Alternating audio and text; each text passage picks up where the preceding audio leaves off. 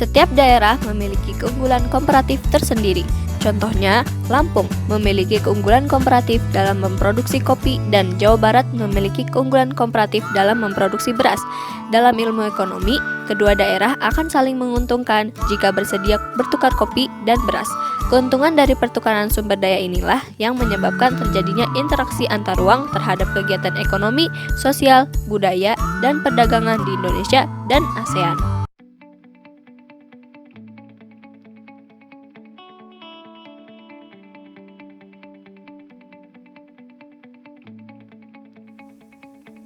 Pengertian perdagangan dan perdagangan antar pulau. Perdagangan atau perniagaan merupakan kegiatan tukar-menukar barang atau jasa berdasarkan kesepakatan bersama tanpa ada unsur pemaksaan. Perdagangan antar daerah atau antar pulau merupakan perdagangan yang dilakukan oleh penduduk atau lembaga suatu daerah atau pulau dengan penduduk atau lembaga suatu daerah atau pulau lain dalam satu batas wilayah negara atas dasar kesepakatan bersama. Adalah yang pertama, memperoleh keuntungan. Keuntungan diperoleh dari selisih antara harga beli dengan harga jual. Jika barang diproduksi sendiri, maka keuntungan diperoleh dari selisih antara harga jual dan biaya produksi. Yang kedua adalah memperluas jangkauan pasar. Jangkauan pasar yang dimaksud adalah jumlah konsumen yang mengonsumsi barang tersebut semakin banyak dan tersebar di berbagai daerah. Faktor pendorong dan manfaat. Faktor yang pertama adalah perbedaan faktor produksi yang dimiliki. Faktor pendorong perdagangan antar daerah antara lain perbedaan faktor produksi yang dimiliki, terutama faktor produksi alam. Daerah Kabupaten Wonosobo, Jawa Tengah dengan tanah yang subur lebih mungkin memproduksi sayur mayur lebih banyak dan menjualnya sampai ke luar daerah dibandingkan daerah Gunung Kidul, Yogyakarta.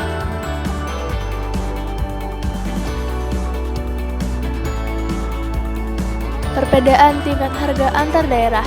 Selain perbedaan kekayaan alam, perbedaan tingkat harga antar daerah juga mendorong terciptanya perdagangan antar daerah. Contohnya, di daerah yang kaya akan buah durian, harga durian pasti lebih murah dari daerah lain yang hanya sedikit memiliki pohon penghasil durian. Hal ini juga akan mendorong adanya perdagangan antar daerah. Manfaat perdagangan antar pulau atau antar daerah. Yang pertama, menyediakan alternatif alat pemuas kebutuhan bagi konsumen.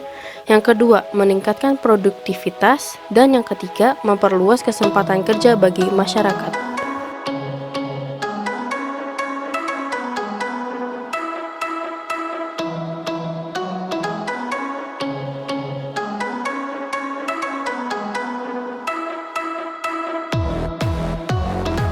Pengertian dan ruang lingkup perdagangan antar negara atau internasional. Perdagangan antar negara atau sering disebut perdagangan internasional merupakan aktivitas perdagangan yang dilakukan oleh masyarakat suatu negara dengan masyarakat negara lain atas dasar kesepakatan bersama. Masyarakat yang dimaksud dapat berupa individu, kelompok, lembaga, pemerintah suatu negara dengan negara lain.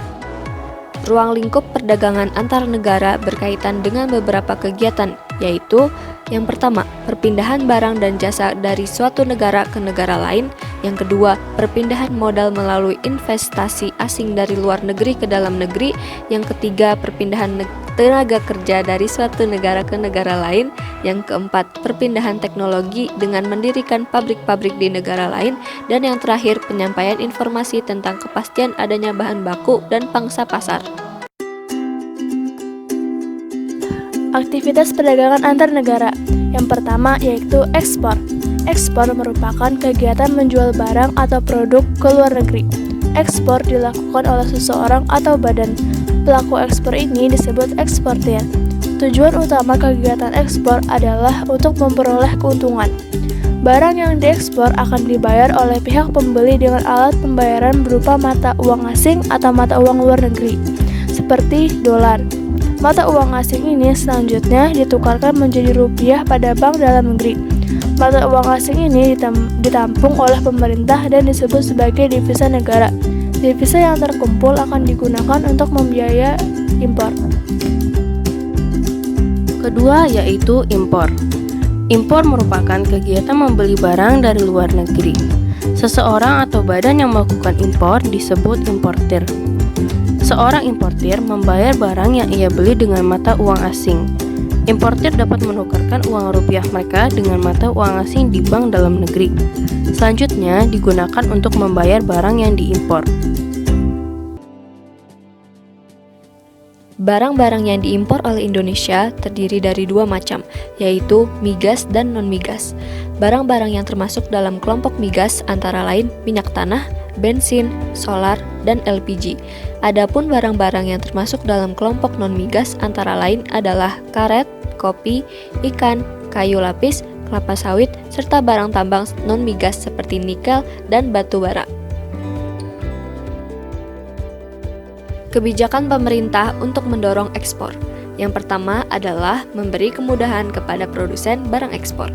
Kebijakan yang mendukung peningkatan ekspor antara lain berupa kemudahan mengurus perizinan serta memberikan fasilitas kepada produsen barang ekspor. Fasilitas dapat berupa pemberian bantuan teknologi, pelatihan inovasi produk, bantuan kredit dengan bunga rendah. Yang kedua, menjaga kestabilan nilai tukar rupiah.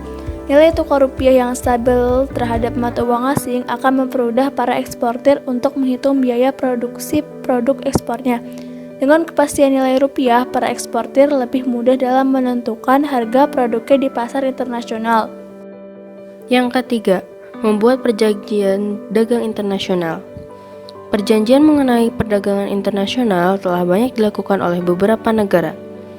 Perjanjian ini mencakup kesediaan masing-masing negara untuk menjadi pembeli atau penjual suatu barang, sehingga masing-masing negara memperoleh keuntungan.